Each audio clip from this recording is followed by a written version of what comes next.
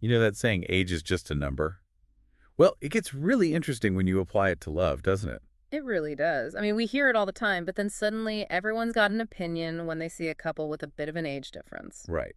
So today, we're diving deep into this whole age and relationships thing. We've got research, we've got real-life stories, and, well, let's just say we're ready to unpack it all. I'm ready. What I find fascinating is, those assumptions we have about age and relationships, they run deep. It's like we're all given this rule book, right? Totally, like an unspoken rule book. Exactly. It tells us who we should be attracted to based on nothing more than, like, when someone was born. It's so true. Think about it.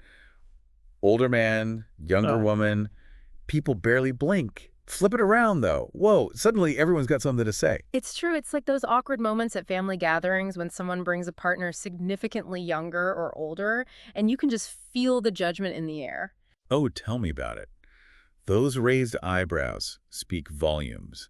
And it just goes to show how much societal norms shape our ideas of what's okay in love. Right. And what's really interesting is how much these norms can change from culture to culture. Oh, absolutely. You mean like in some cultures, a bigger age gap isn't even seen as a big deal? Exactly. It might even be seen as a good thing.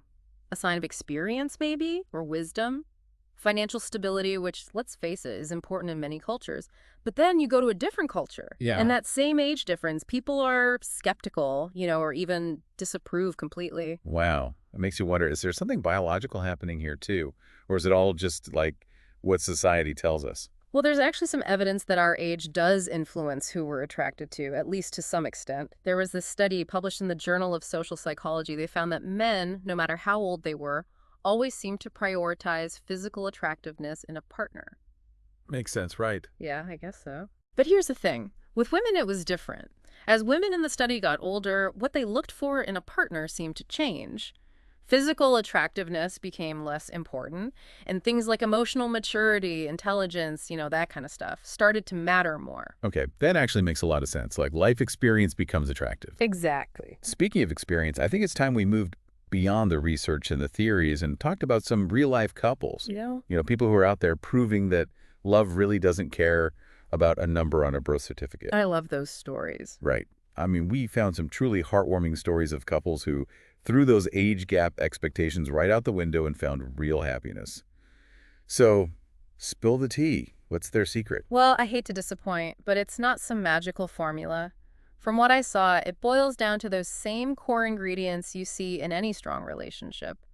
Really good communication, honesty, mutual respect, and shared values. Oh, and a good sense of humor goes a long way. Oh, always. I bet you're right about that. It's like when you hear these couples talk, you realize it's not about the age difference at all. It's about the connection they have, Yeah. the things they're passionate about, the understanding they share. Right, those shared experiences. Exactly.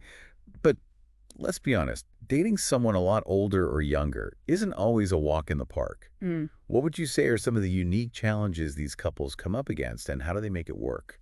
Honestly, I think one of the biggest challenges is just dealing with everyone else's opinions, all the judgment from society. You mean like the whispers, the stares? Yeah, all of it. Even those questions from family and friends, even when they're trying to be supportive, I think it can be really tough. It takes a strong couple, to handle all that. To block out all that noise. It's like anything else in life, really.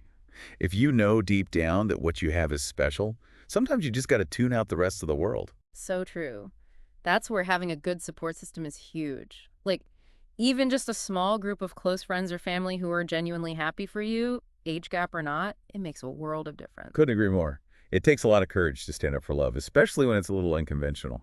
Yeah. But, okay, let's get into something a bit more complex. Mm. How does age potentially play into the power dynamics of a relationship? That's a big one. And it's tricky because it's not necessarily about age equaling power, right? It's more about making sure there's a balance. Both partners need to feel heard, respected, like they've got an equal say, which takes a lot of self-awareness, honestly, and communication. Yeah. Being able to talk openly about needs and expectations and them being willing to adapt as the relationship changes. Because, let's be real, relationships change over time. All the time. What works when you're in your 20s might not work in your 50s, and that's okay. Right. And that's the beauty of being with someone at a different life stage. Suddenly you've got these new perspectives you can share, different experiences that have shaped who you are. it can be really enriching. I talked to people who were surprised, honestly, by how much joy and excitement they found in dating someone at a different point in life. That's so cool. It's almost like, your own personal time machine in a way. Right. You get to experience the world through a whole new lens, but you're sharing it with someone you love. So after this deep dive, after all the research, all the stories, all the societal norms, where do we even land on this whole age and love thing? I think if we learned anything, it's that there's no one right answer, right? Right. Every relationship is different, every single love story is unique.